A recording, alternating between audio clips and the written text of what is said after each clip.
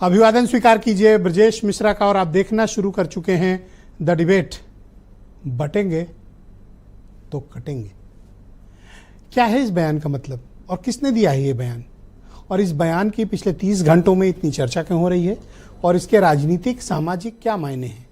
क्या ये हिंदुओं को एक करने के लिए दिया गया बयान है या फिर ये एक कंप्लीट कम्युनल स्टेटमेंट है जो उत्तर प्रदेश के चीफ मिनिस्टर योगी आदित्यनाथ ने दिया है? इसके मायने क्या हैं? आज चर्चा हम इसी विषय की करने वाले हैं और इस बयान को लेकर।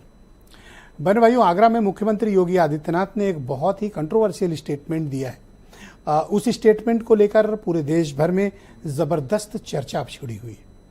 सामाजिक चर्चा, भारतीय ताने बाने की चर्चा और राजनीतिक चर्चा। क्या है मुख्यमंत्री का वो स्टेटमेंट?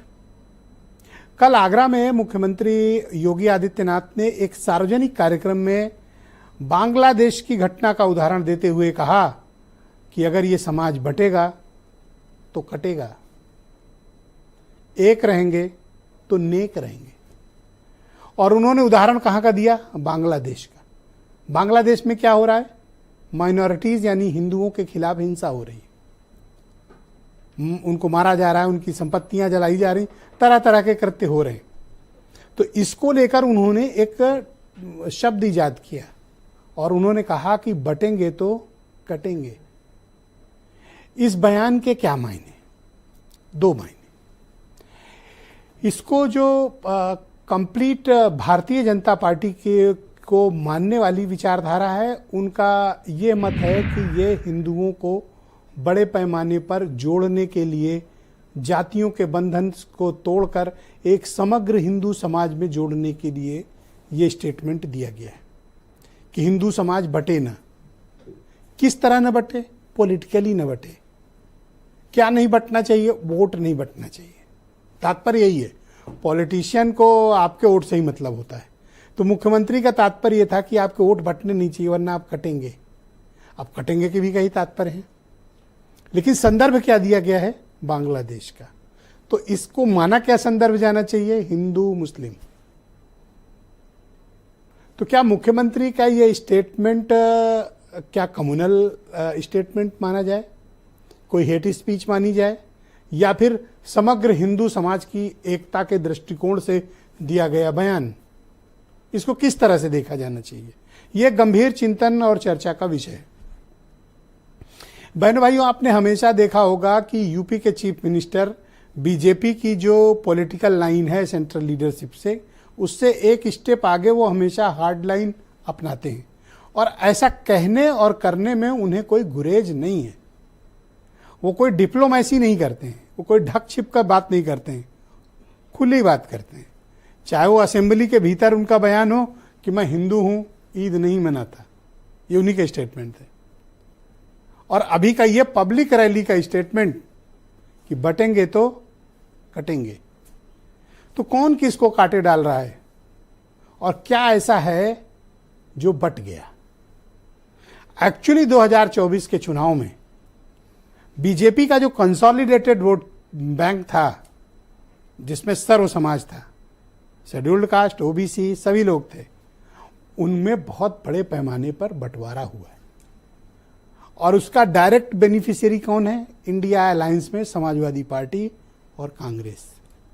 मुख्यमंत्री की चिंता इस बात की है कि ये जो बंट गया है उसका बड़ा नुकसान है। तो क्या इस तरह का वो माहौल इस वक्त है कि इस तरह के स्टेटमेंट्स का काम कर जाएंगे पॉलिटिकली? क्या ऐसे स्टेटमेंट फायदा देंगे या नहीं देंगे? क्या एग्जैक्टली क्या चल रहा है? हमें इस बारे में चर्चा भी करनी है, विचार भी करनी है। अब इस पर भी दो तरह के मत आए सामने।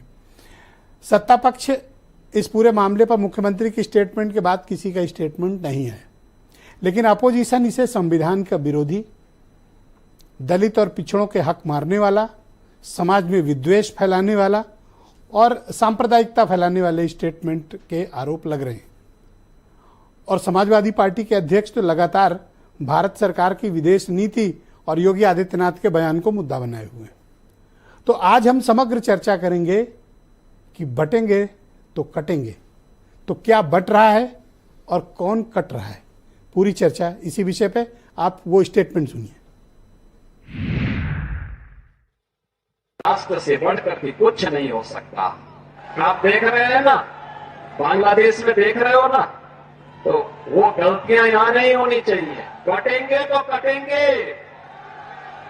एक रहेंगे तो नेक रहेंगे। वो प्रधानमंत्री बनना चाहते हैं, कम से कम प्रधानमंत्री का रोल उन्हें नहीं प्ले करना चाहिए। ये काम प्रधानमंत्री जी का है, भारत सरकार का है कि दुनिया में किस देश के साथ कैसे संबंध रखना है।